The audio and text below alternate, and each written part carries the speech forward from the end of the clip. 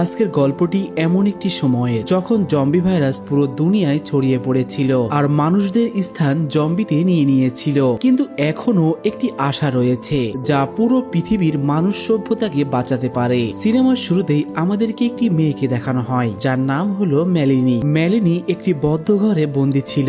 তখনই সে সৈনিকদের আসার শব্দ শুনতে পায়। তখন মেলিনি সেখানে থাকা একটি হুইল চেয়ারে উঠে বসে পড়ে আর একটু পরেই সেখানে দুইজন সৈনিক আসে। মেলিনির হাত, পা আর তার মাথা হুইল চেয়ারের সঙ্গে শক্ত করে বেঁধে ফেলে। এরপর মেলিনিকে সেখান থেকে বাইরে নিয়ে যাওয়া হয় আর মেলিনির সঙ্গে আমরা দেখতে পাই আরো কিছু বাচ্চা রয়েছে। এরপর আমরা দেখতে পাই সমস্ত বাচ্চাদের একটি ক্লাসরুমে নিয়ে আসা হয়েছে আর এখানে আমরা জানতে পারি এটি একটি আর্মি ক্যাম্প আর আর্মিদের সঙ্গে কিছু বাচ্চাও রয়েছে। সকল বাচ্চারা যখন ক্লাসে চলে আসে তখন সেখানে একটি টিচার আসে আর টিচারটির নাম হলো হেলেন, যে সবাইকে পড়া শেখাচ্ছিল। এখানে আমরা জানতে পারি মেলিনি এখানে থাকা সমস্ত বাচ্চাদের থেকে আলাদা, একটু বেশি ইন্টেলিজেন্ট। এখানে আমরা দেখতে পাই সমস্ত বাচ্চারাই খুব শান্ত ছিল, তারপরেও কেন জানি এদের মাথা হাত পা বেঁধে রাখা হতো আর বাইরে নিয়ে গেলে তাদেরকে গান পয়েন্ট করে রাখা হতো। এরপর ক্লাস শেষ হলে সমস্ত বাচ্চাদের যার যার রুমে পাঠিয়ে দেওয়া হয় আর যখনই তাদেরকে খাবার দেওয়া হতো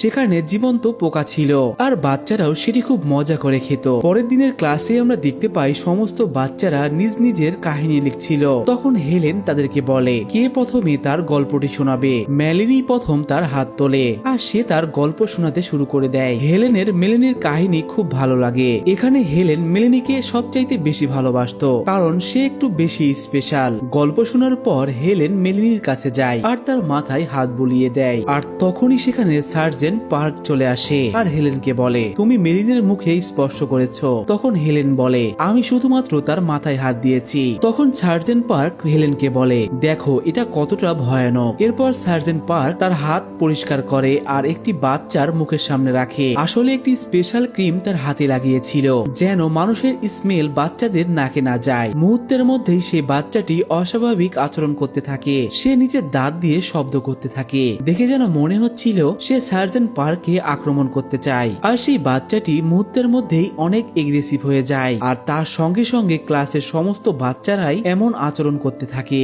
পার্ক আরো একবার তার হাতে সেই ক্রিমটি লাগায় আর সেখান থেকে চলে যায়। ক্লাস শেষ হলে মেলিনিকে যখন তার রুমে নিয়ে যাওয়া হয় তখন সেখানে সার্জেন্ট পার্ক চলে আসে। মেলিনি তখন সার্জেন্ট পার্ককে বলে আমার কাছে যদি এমন একটি বক্স থাকতো যেখানে দুনিয়ার সমস্ত শয়তানদের বন্ধ করা যেত তাহলে আমি সেখানে তোমাকেও বন্ধ করে রাখতাম আর চিরদিনের জন্য সেই ঢাকনাটা বন্ধ করে দিতাম। এই কথা শুনে সার্জেন্ট পার্ক অনেক বেশি রেগে যায়, যার ফলে সে আজকে আর মেলিনের হাত পা আর মাথা খুলে দেয় না, তাকে সেই রুমের মধ্যেও এভাবে আটকে রাখে। কিন্তু হেলেন যখন ওই পাশ দিয়ে যাচ্ছিল তখন সে দেখতে পায় মেলিনিকে আজকে চেয়ার থেকে খোলা হয়নি। সে সবাইকে ডাকতে থাকে কিন্তু তার ডাকে কোনো সৈনিকই সাড়া দেয় না, যার ফলে হেলেন একাই সেই রুমের মধ্যে ঢুকে যায় আর মেলিনির হাত পা আর মাথার বাঁধন খুলে দিতে থাকে। যখন হেলেন মেলিনির হাত পা খুলে দিচ্ছিল তখন তার গন্ধ মেলিনির নাকে যাচ্ছিল। তখন মেলিনিও অদ্ভুত আচরণ করতে শুরু করে কিন্তু সে নিজেকে নিয়ন্ত্রণ করার চেষ্টা করে, কিন্তু সে নিজের প্রতি কন্ট্রোল করতে পারে না, যার জন্য সে চিৎকার করে হেলেনকে বলতে থাকে তুমি এখান থেকে চলে যাও। এটা বলেই সে হেলেনের উপরে হামলা করতে যায়। এটা শুনে সে দ্রুত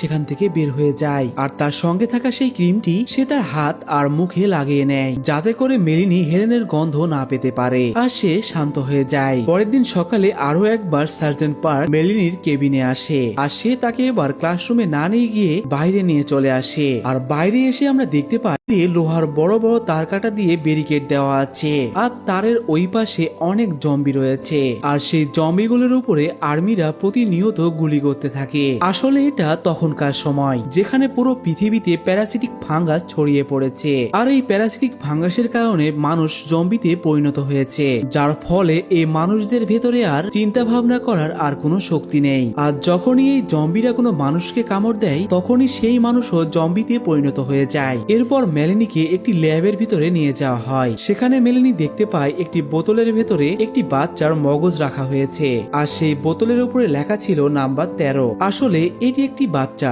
যে আগে মেলিনির ক্লাসেই পড়তো।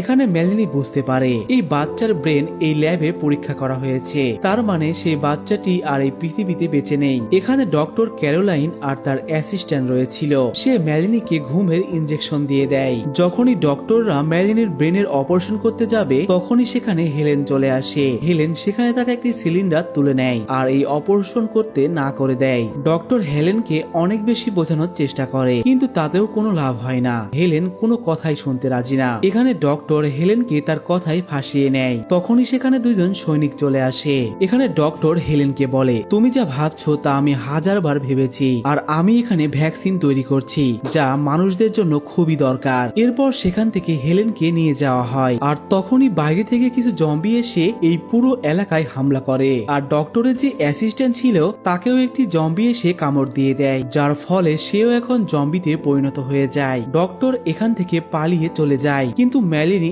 এখনো সেই বেডেই বাঁধা ছিল।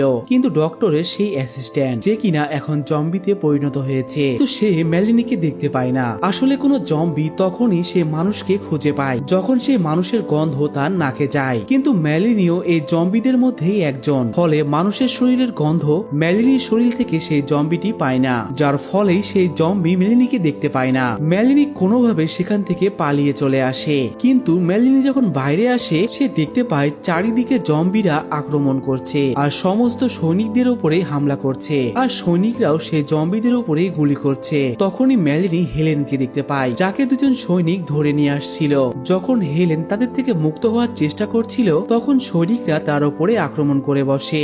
যখন মেলিনি এটা দেখতে পায় তখন সে আর সহ্য করতে পারে না। সে গিয়ে সেই সৈনিকদের উপরে হামলা করে দেয়। সে একটি সৈনিকের গলায় কামড় দিয়ে বসে আর এরপর সে বেহুশ হয়ে যায়। এরপর হেলেন মেলিনিকে কোলে তুলে নেয়। সে দেখতে পায় চারিদিকে জম্বিরা ছড়িয়ে পড়েছে। যখনই একটি জম্বির দল হেলেনের উপরে হামলা করতে আসবে তখনই সেখানে একটি বড় আর্মির গাড়ি চলে আসে আর হেলেন কোনোভাবে সেখান থেকে বেঁচে যায়। হেলেন মেলিনিকে নিয়ে সেই আর্মির গাড়িতে উঠে বসে। এই গাড়িতে ডক্টর আগে থেকেই উঠে বসেছিল যে কিনা ভ্যাকসিন তৈরি করছিল আর সেই গাড়িটি চালাচ্ছিল সার্জেন্ট পার্ক। আর আমরা দেখতে পাই অনেকগুলো জম্বি সেই গাড়ির পিছু করছিল, কিন্তু অনেক সময় পর সেই গাড়িটি জম্বিদের থেকে অনেক দূরে চলে আসে। এরপর সার্জেন্ট পার্ক যখন গাড়িতে মেলিনিকে দেখতে পায় তখন সে তার উপরে বন্দুক তাক করে বসে। আসলে সার্জেন্ট পার্ক মেলিনিকে মারতে চাচ্ছিল, কেননা মেলিনি যদি কাউকে কামড় দিয়ে বসে তাহলে সেও জম্বিতে পরিণত হয়ে যাবে। তখনই হেলেন তার সামনে চলে আসে আর সার্জেন্ট পার্ককে বলে, তুমি একে মেরো না, আমি এখনই একে ছেড়ে দিচ্ছি। আর হেলেন তার কথা মতো মেলিনিকে সে গাড়ি থেকে নামিয়ে দেয়। মেলিনি গাড়ি থেকে নেমে একটু দূরে গিয়ে বসে পড়ে। তখন সে গাড়িতে থাকা ডক্টর সার্জেন্ট পার্ককে বলে, মেলিনিকে আমাদের খুব প্রয়োজন, কারণ সে একজন সাবজেক্ট আর আমি তার উপরে রিসার্চ করে মেডিসিন বানাতে পারবো। এরপর তারা মেলিনির হাত পিছনে বেঁধে দেয় আর সেই সঙ্গে তার মুখেও মাস্ক লাগিয়ে দেয় আর তাকে গাড়ির ওপরে বসিয়ে তাকে নিয়ে চলে যায়। এখানে তাদের পানির প্রয়োজন পড়ে, তাই তারা গাড়িটি থামিয়ে একটি ঝিলের পাড়ে যায়। আর তারা যখন পানি নিতে যাবে তখনই অনেকগুলো জম্বি তাদের উপরে হামলা করে বসে। এখানে জম্বিরা একটি সৈন্যের উপরে হামলা করে বসে। তখনই দূর থেকে সেই জম্বিটিকে সার্জেন্ট পার্ক মেরে ফেলে আর সেই সৈন্যটি যখন গাড়িতে উঠতেই যাবে তখনই সার্জেন্ট পার্ক তাকে গাড়িতে উঠতে নিষেধ করে। আর একটু পরে সেই সৈন্য জম্বিতে পরিণত হয়ে যায়, তার মানে সেই জম্বিতে তাকে কামড় দিয়েছিল। এরপর সার্জেন্ট পার্ক সেই সৈন্যটিকেও মেরে ফেলে আর তারা খুব দ্রুতই সেখান থেকে চলে যেতে চাচ্ছিল। এরপর সার্জেন্ট পার্ক যখন তার গাড়িটি স্টার্ট করতে যাবে তখন সে গাড়িতে আর স্টার্ট করতে পারে না, যার কারণে তারা সবাই সেখান থেকে পায়ে হেঁটে চলতে থাকে।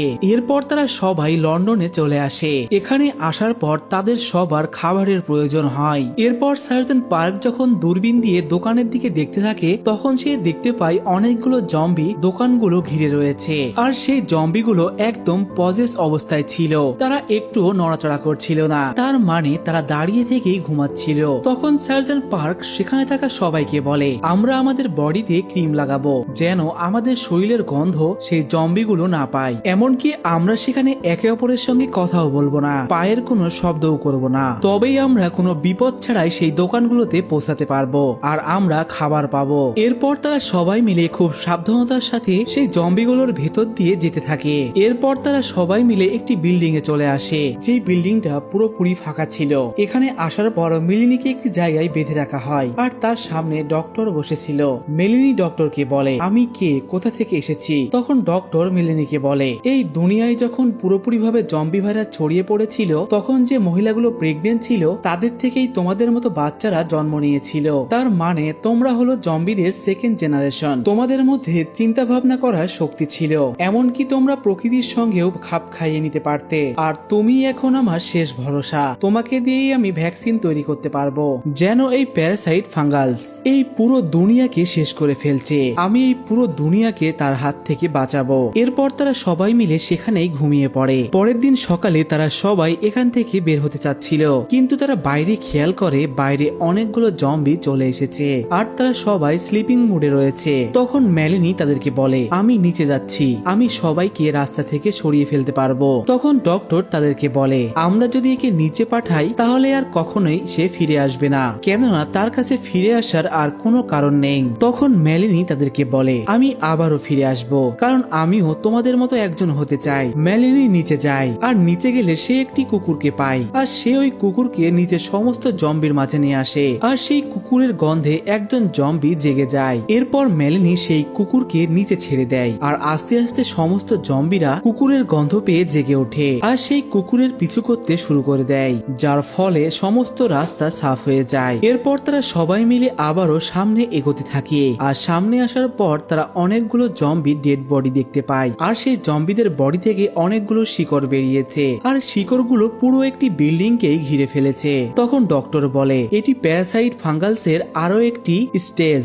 ডক্টর এটাও বলে, এই শিকড় থেকে অনেক বীজ বের হচ্ছে আর এই বীজ এক সময় বাতাসের সঙ্গে মিশে যাবে, যার ফলে এই বাতাসের কারণে এই পৃথিবী থেকে সমস্ত মানুষরাই শেষ হয়ে যাবে। এরপর তারা আর্মিদের একটি ল্যাব পায় যেটা পুরোপুরিভাবে সোলার সিস্টেমে চলছিল।